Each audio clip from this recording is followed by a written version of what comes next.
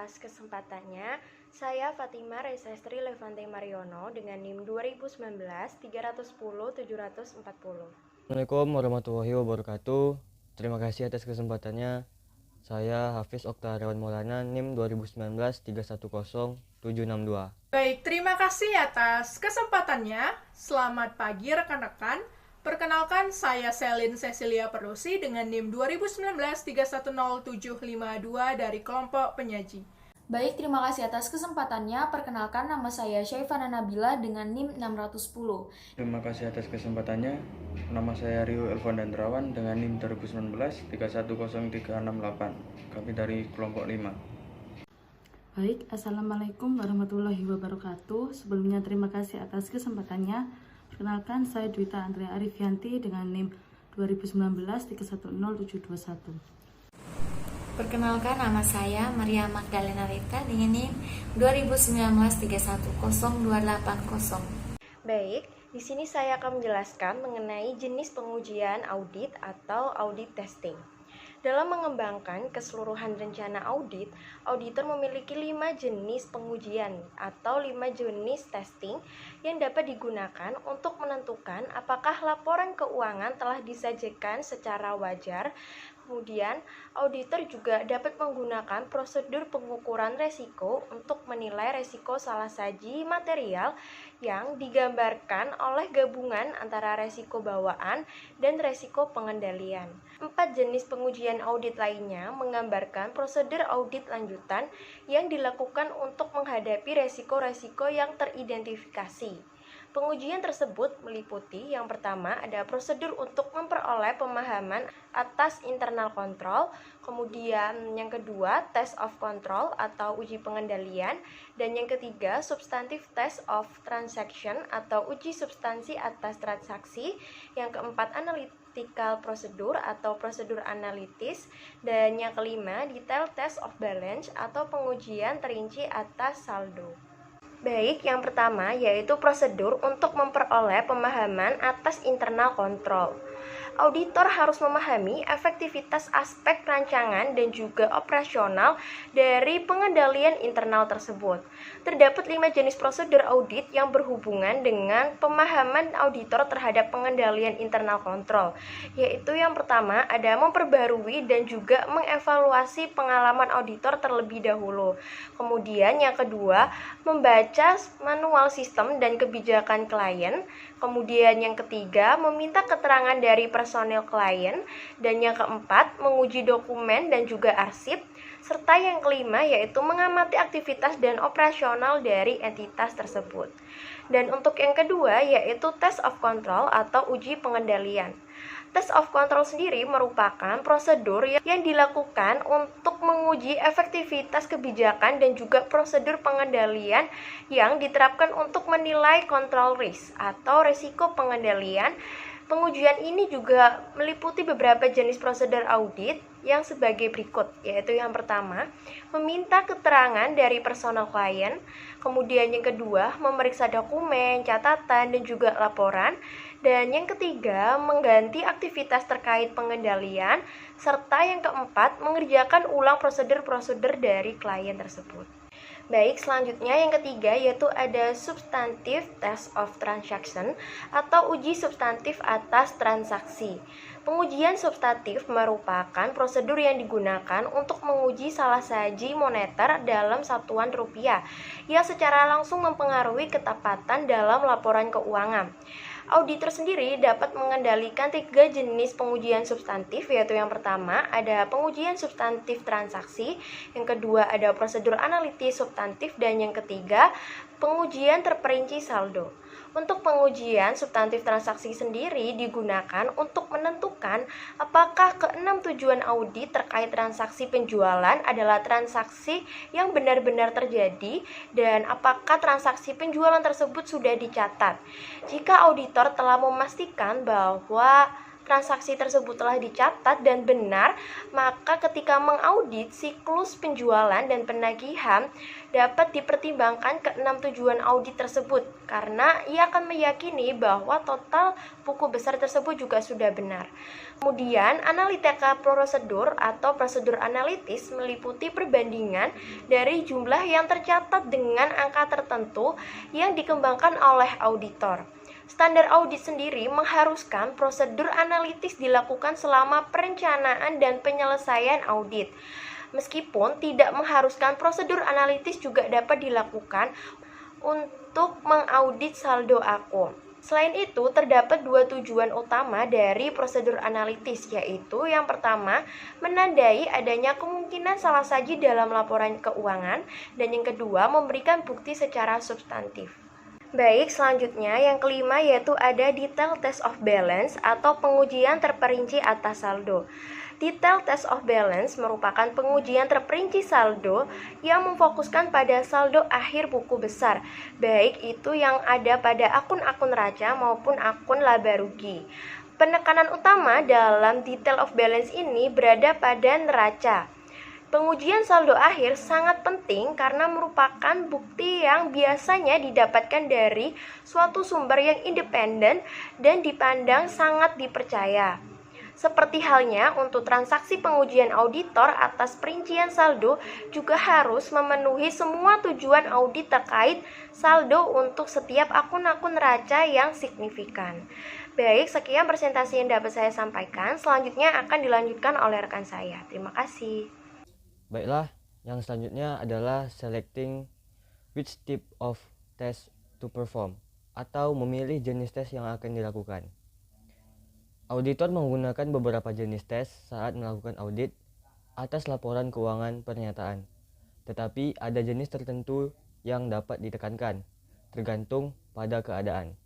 Perhatikan juga bahwa hanya prosedur penilaian risiko, terutama prosedur untuk memperoleh pemahaman pengendalian dan pengujian pengendalian yang dilakukan dalam audit pengendalian internal atas laporan keuangan. Auditor harus tahu jenis pengujian yang akan digunakan dalam memperoleh bukti-bukti yang cukup tepat. Biaya bukti merupakan salah satu hal penting yang harus dipertimbangkan. Beberapa jenis tes yang dapat digunakan adalah sebagai berikut. Yang pertama, prosedur analitis substantif, yang merupakan jenis yang paling murah karena relatif mudah dalam membuat perhitungan dan perbandingan. Seringkali banyak informasi tentang potensi salah saji dapat diperoleh hanya dengan membandingkan 2 atau 3 angka. Namun, ketika prosedur analitis substantif adalah bukti utama untuk saldo akun atau digunakan untuk mengurangi pengujian atas rincian saldo, auditor harus mengembangkan ekspektasi yang cukup tepat untuk mendukung saldo akun. Ini mungkin melibatkan lebih banyak perhitungan yang kompleks. Kemudian yang kedua, ada prosedur penilaian risiko, termasuk prosedur untuk memperoleh pemahaman pengendalian internal. Prosedur penilaian risiko termasuk prosedur untuk memperoleh pemahaman pengendalian internal, tidak semahal pengujian audit lainnya, karena auditor dapat dengan mudah membuat pertanyaan dan pengamatan yang dapat melakukan perencanaan prosedur yang analitis. Juga memeriksa hal-hal seperti dokumen yang meringkas operasi bisnis klien dan proses serta struktur manajemen dan tata kelola relatif yang murah daripada tes audit yang lainnya. Yang ketiga, tes kontrol. Karena pengujian pengendalian juga melibatkan penyelidikan, pengamatan, dan inspeksi yang biayanya relatif juga rendah dibandingkan dengan pengujian substantif. Namun, pengujian pengendalian lebih mahal dibandingkan dengan prosedur penilaian risiko auditor karena tingkat pengujian yang diperlukan untuk memperoleh bukti bahwa pengendalian beroperasi secara efektif, terutama ketika pengujian pengendalian tersebut melibatkan kinerja ulang. Yang keempat, pengujian substantif atas transaksi. Pengujian substantif atas transaksi lebih mahal daripada pengujian pengendalian yang tidak termasuk kinerja ulang karena yang pertama sering membutuhkan perhitungan ulang dan penelusuran.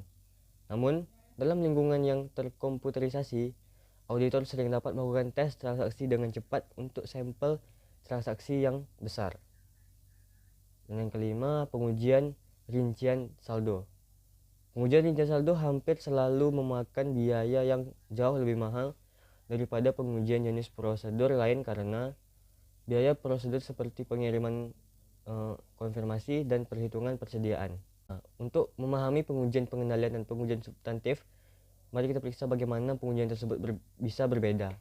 Pengecualian dalam pengujian pengendalian hanya menunjukkan kemungkinan salah saji mempengaruhi nilai dolar dari laporan keuangan. Sedangkan pengecualian dalam pengujian substantif atas transaksi atau pengujian rincian saldo adalah salah saji laporan di keuangan. Baik, untuk yang selanjutnya akan dijelaskan oleh rekan saya. Terima kasih. Selanjutnya adalah memahami konsep campuran bukti dan bagaimana seharusnya bervariasi dalam keadaan yang berbeda. Jadi dalam memilih jenis pengujian ini yang akan digunakan dan seberapa luas pengujian tersebut perlu dilakukan yang dapat sangat bervariasi di antara audit untuk tingkat efektivitas pengendalian internal dan risiko bawaan yang berbeda. Bahkan dalam audit tertentu, variasi dapat terjadi dari siklus ke siklus.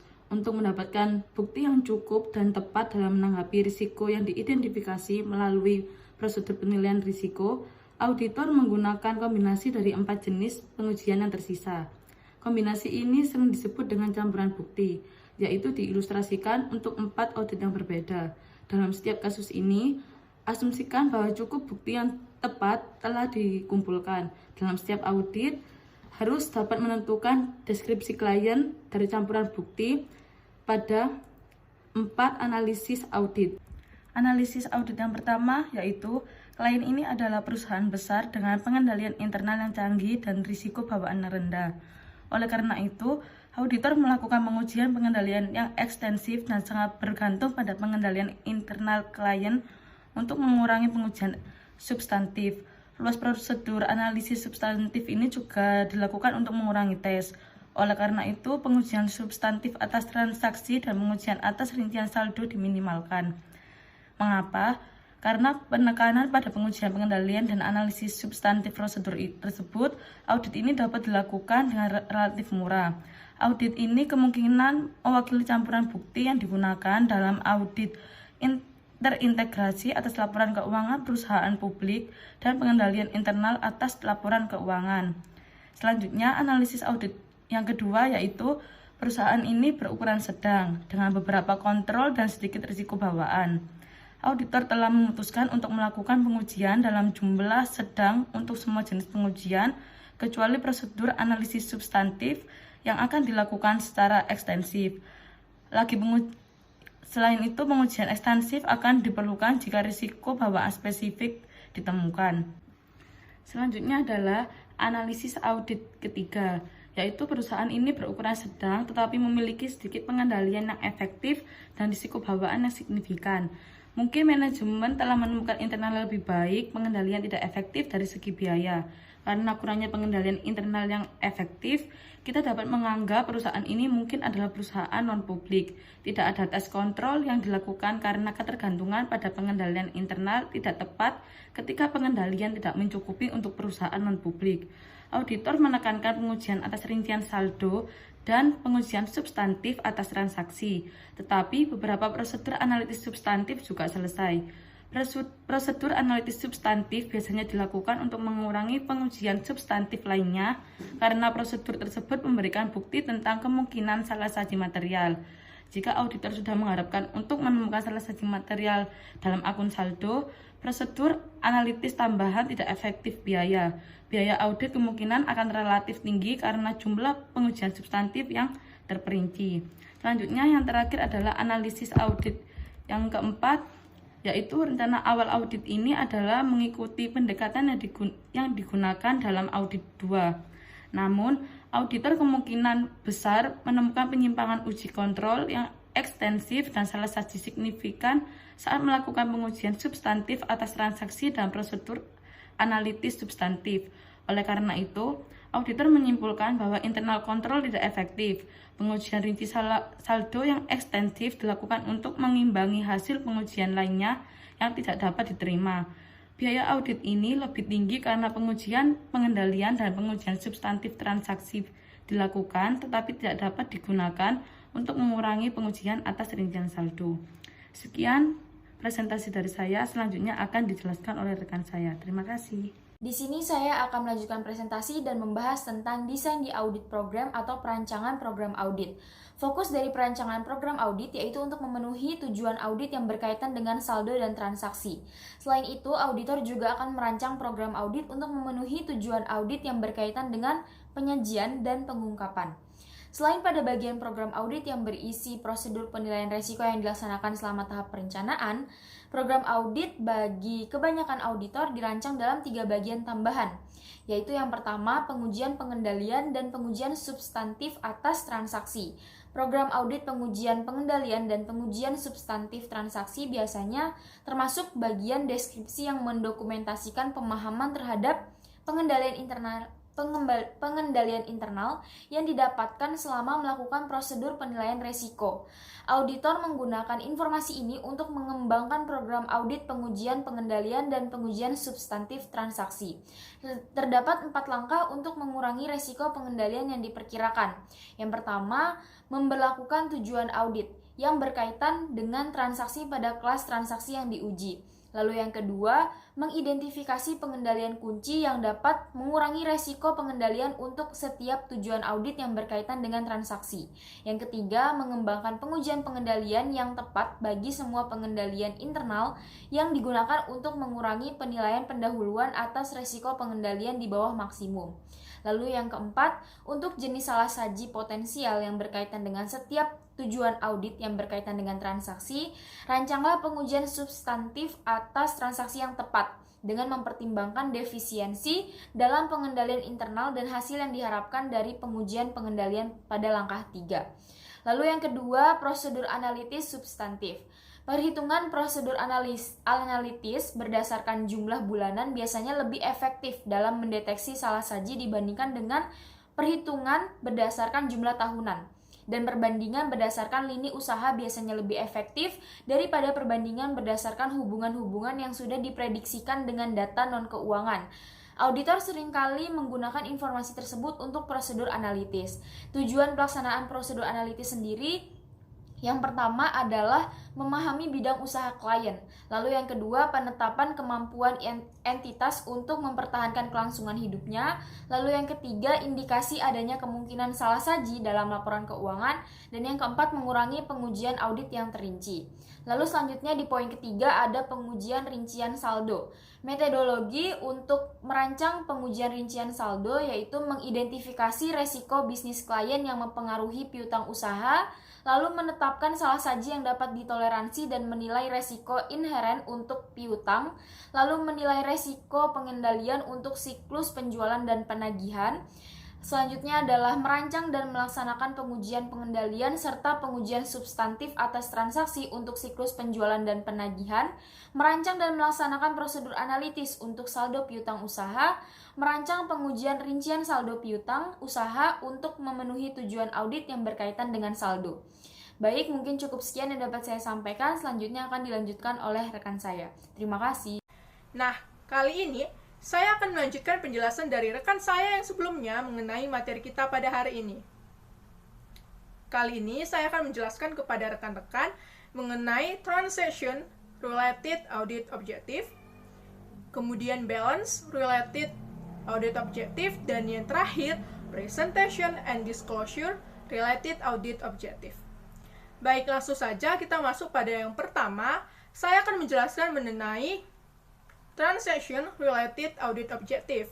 Nah, rekan-rekan, perlu kita ketahui bahwa audit objektif atau bisa disebut juga dengan tujuan dari audit ini berfungsi sebagai kerangka kerja bagi auditor dalam mengumpulkan bukti yang kompeten, yang cukup, dan dibutuhkan oleh standar auditing hingga standar pekerjaan lapangan. Nah, audit objektif akan tetap sama untuk setiap penugasan audit, tetapi bahan buktinya berbeda tergantung dengan keadaan. Nah, kemudian Transaction Related Audit Objective terdiri dari 2 macam, yaitu General Transaction Related Audit Objective, dan yang kedua yaitu Specific Transaction Related Audit Objective. Jadi ada General dan ada Specific. Baik, langsung saja saya akan menjelaskan yang pertama, dari general terlebih dahulu. Nah, General Transaction Related Audit Objective merupakan audit objektif yang dapat diterapkan untuk setiap rekening, tetapi dinyatakan secara luas. Tujuan khusus audit ini juga diterapkan pada setiap saldo rekening pada laporan keuangan, tetapi dinyatakan sesuai dengan penugasan. Nah, pada slide PowerPoint ini sudah ditampilkan mengenai beberapa objektif dari general ini. Nah, rekan-rekan bisa lihat ada yang pertama yaitu occurrence atau keterjadian yang menjelaskan atau memastikan bahwa semua transaksi yang tercatat itu benar-benar terjadi. Kemudian yang kedua ada completeness atau kelengkapan yang memastikan bahwa semua transaksi yang terjadi sudah dicatat. Kemudian yang ketiga ada akurasi yang memastikan bahwa semua transaksi yang sudah tercatat tersebut sudah memakai angka yang benar. Kemudian yang keempat, posting dan pengiktisaran yang memastikan bahwa semua transaksi secara tepat telah diposting secara benar ke dalam master file dan diiktisarkan. Dan yang kelima itu adalah klasifikasi yang memastikan bahwa transaksi diklasifikasikan dengan tepat. Dan yang terakhir, timing atau ketepatan waktu yang memastikan bahwa seluruh transaksi dicatat pada tanggal yang tepat. Baik, itu dia tadi penjelasan mengenai General Transaction Related Audit Objective. Dan selanjutnya, saya akan menjelaskan yang kedua yaitu spesifik. Kalau yang tadi general, sekarang yang Specific Transaction Related Audit Objective. Nah, setelah General Transaction Related Audit Objective ditentukan, selanjutnya akan dilanjutkan dengan penetapan Specific Transaction Related Audit Objective. Nah, tujuan khusus ini dibuat untuk setiap siklus transaksi dan disesuaikan sesuai dengan jenis penugasannya. Nah, berikutnya rekan-rekan bisa melihat di slide PowerPoint mengenai contoh hubungan antara asersi manajemen dengan Transaction Related Audit Objective pada sebuah perusahaan yang diaplikasikan untuk transaksi penjualan. Nah, rekan-rekan bisa lihat di tabel yang sudah ditampilkan di PowerPoint. Nah, perbedaannya kita bisa lihat di occurrence. Nah, di generalnya itu occurrence, namun di spesifiknya itu lebih dijelaskan secara detail. Nah, yaitu penjualan yang tercatat adalah untuk pengiriman barang bukan kepada pelanggan fiktif, seperti itu. Nah, kemudian ada juga completeness, ada general, ada spesifik. Rekan-rekan bisa melihat bahwa di spesifiknya lebih dijelaskan, yaitu transaksi penjualan yang ada telah dicatat. Kemudian begitu juga dengan akurasi, klasifikasi, dan cut-off, serta timing. Baik rekan-rekan, selanjutnya saya akan menjelaskan mengenai Balance Related Audit Objective. Kalau yang tadi itu mengenai Transaction Related Audit Objective, kalau sekarang saya akan menjelaskan yang kedua yaitu Balance Related Audit Objective. Nah, rekan-rekan perlu kita ketahui bahwa Balance Related Audit Objective ini sama dengan Transaction Related Audit Objective karena sama-sama membantu auditor untuk mengumpulkan audit evidence untuk masing-masing perkiraan. Nah, auditor mengumpulkan evidence untuk mendukung verifikasi saldo perkiraan. Contohnya yaitu dalam audit terhadap saldo piutang dagang. Auditor mengumpulkan bukti dengan mendapatkan daftar piutang dagang pada master file yang angkanya sesuai dengan saldo pada buku besar. Nah, lalu verifikasi difokuskan pada nama-nama pelanggan yang ada di dalam daftar tersebut. Nah, rekan-rekan Balance Related Audit Objective pun terdiri dari dua macam, yaitu General dan Specific Related Audit Objective. Nah, lalu bagaimana dengan perbedaannya? Perbedaan antara Balance dan Transaction Related Audit Objective adalah, kita bisa lihat pada slide PowerPoint, bahwa dari segi yang pertama, dari dari objek auditnya, itu kalau Transaction Related Audit Objective, siklus transaksi. Nah, objek auditnya dari siklus transaksi. Misalnya, transaksi penjualan dan pembelian inventory atau persediaan barang dagang. Kemudian kalau dari sisi balance related audit objective, objek auditnya itu yaitu adalah saldo perkiraan, misalnya saldo akhir piutang dagang atau inventory. Saldo piutang dagang maupun inventory atau persediaan barang dagang. Nah, kalau dilihat dari jumlah audit objektif, transaction related audit objektif itu jumlahnya ada 6. Namun kalau balance related audit objektif itu jumlahnya ada 8. Baik. Selanjutnya, rekan-rekan bisa melihat pada slide PowerPoint mengenai balance related audit objektif dari jumlah audit objektifnya ya, rekan-rekan. Tadi sudah kita lihat perbedaannya bahwa di balance itu terdapat 8 jumlah audit objektifnya. Nah, di sini di tabel ini rekan-rekan bisa melihat balance related audit objektifnya itu ada 8 beserta penjelasannya masing-masing. Nah, di sini misalnya yang pertama, existence atau keberadaan yang memastikan bahwa saldo yang tercantum dalam laporan keuangan benar-benar ada. Kemudian ada completeness, akurasi, klasifikasi, cut off, kemudian ada timing, kemudian ada nilai realisasi, dan ada hak serta kewajiban. Baik, selanjutnya saya akan menjelaskan kepada rekan-rekan mengenai contoh hubungan asersi manajemen dengan balance related audit objektif pada sebuah perusahaan untuk persediaan barang dagang. Nah, contohnya rekan-rekan bisa lihat pada tabel yang ada di slide PowerPoint. Di sini pun dijelaskan dari segi audit objektifnya, baik di general maupun di spesifiknya. Rekan-rekan bisa lihat mulai dari asersi manajemen eksistensi, kelengkapan, kemudian ada penilaian dan alokasi, kemudian ada rights and obligations. Nah, yang pertama yaitu existence atau eksistensi. Nah, di spesifiknya menjelaskan bahwa semua inventory atau persediaan yang tercatat memang benar-benar ada pada tanggal neraca. Kemudian yang kedua yaitu kelengkapan, bahwa semua inventory telah dihitung dan dimasukkan dalam laporan inventory. Kemudian yang ketiga, dari penilaian dan alokasi. General balance-nya itu akurasi, adapun spesifiknya jumlah inventory pada kartu inventory sama dengan jumlah inventory secara fisik. Kemudian harga yang dipakai untuk menilai inventory adalah harga yang tepat. Kemudian perkalian harga dengan jumlah inventory sudah benar. Kemudian selanjutnya general yang kedua ada classification.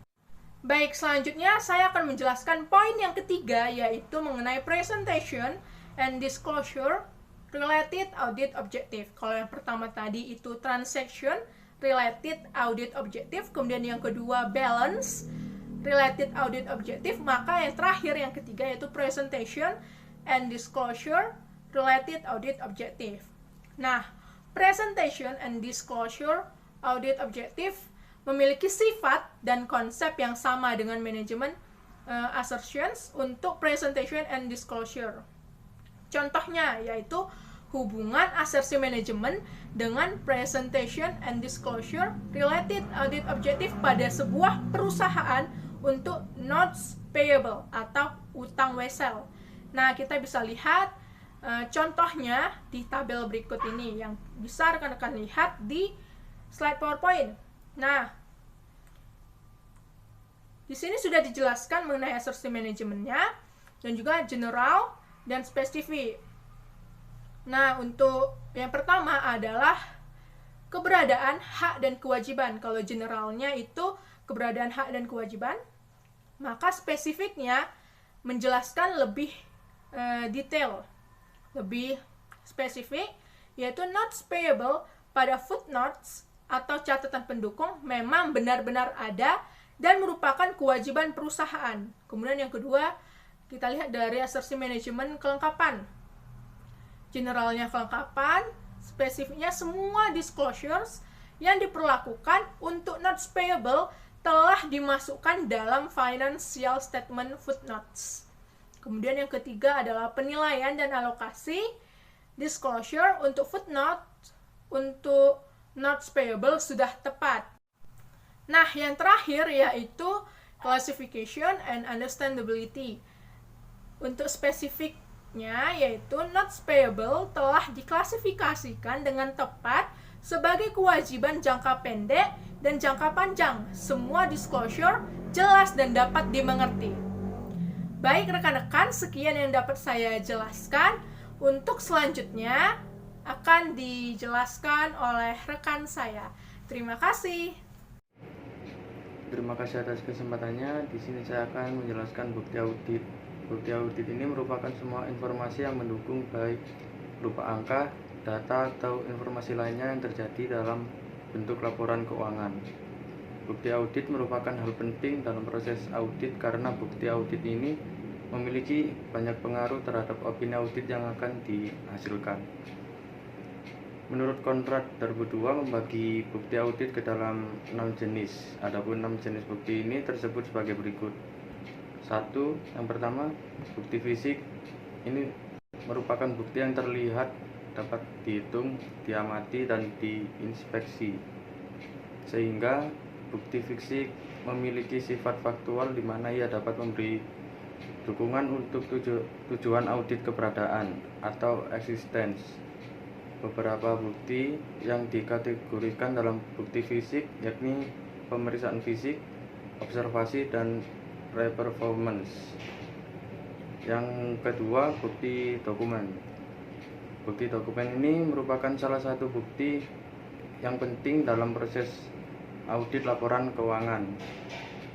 Sehingga Anda harus menyiapkan banyak dokumen dalam proses audit karena auditor akan melakukan pemeriksaan atas dokumen dan catatan klien.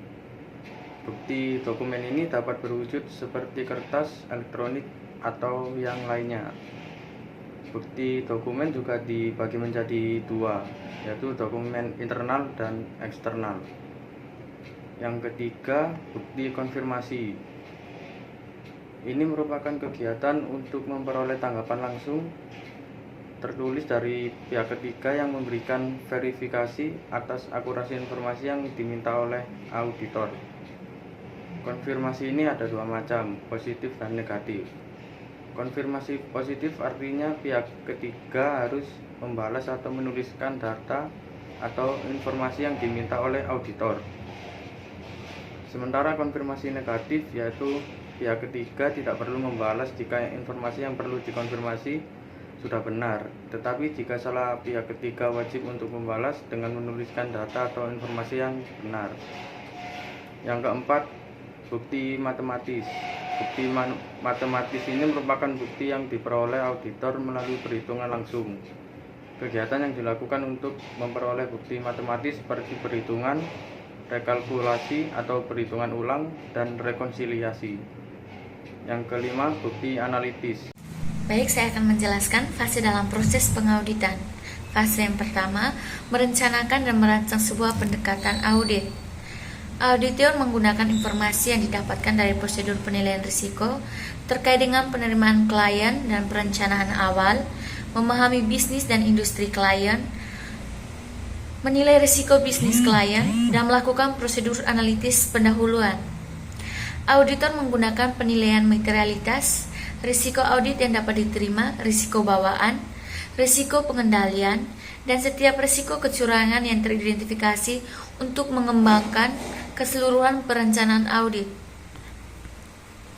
Fase yang kedua, melakukan pengujian pengendalian dan pengujian substantif transaksi. Tujuan dari fase ini adalah untuk mendapatkan bukti yang mendukung pengendalian tertentu yang berkontribusi terhadap penilaian risiko. Pengendalian dilakukan oleh auditor untuk audit atas laporan keuangan dan untuk audit pengendalian internal atas laporan keuangan dalam suatu perusahaan publik. Mendapatkan bukti yang mendukung ketetapan moneter dalam transaksi-transaksi. Setelah melakukan pengujian pengendalian, mereka selanjutnya melakukan pengujian terperinci transaksi.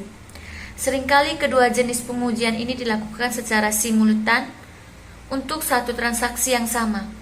Hasil pengujian pengendalian dan pengujian substansi transaksi merupakan menentu utama dari keluasan pengujian terperinci saldo.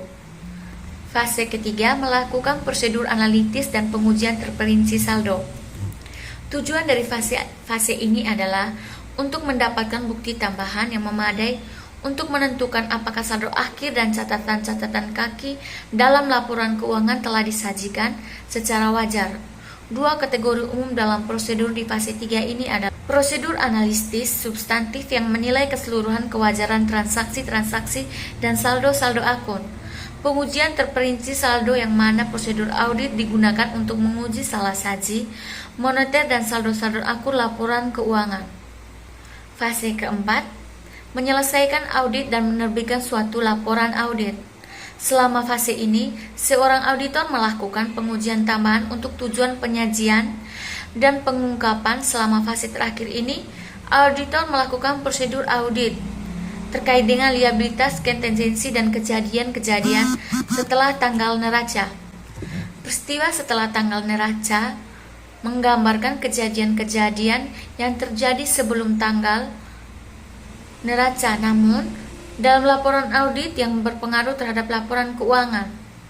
Pengumpulan bukti akhir auditor harus mendapatkan bukti berikut untuk laporan secara keseluruhan selama fase penyelesaian. Yang pertama, melakukan prosedur analitis akhir. Yang kedua, mengevaluasi asumsi keberlangsungan usaha. Yang ketiga, mendapatkan surat representasi klien.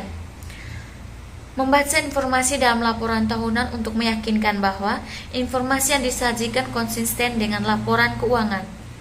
Menerbitkan laporan audit. Jenis laporan audit yang diterbitkan bergantung pada bukti yang dikumpulkan dan temuan-temuan auditnya.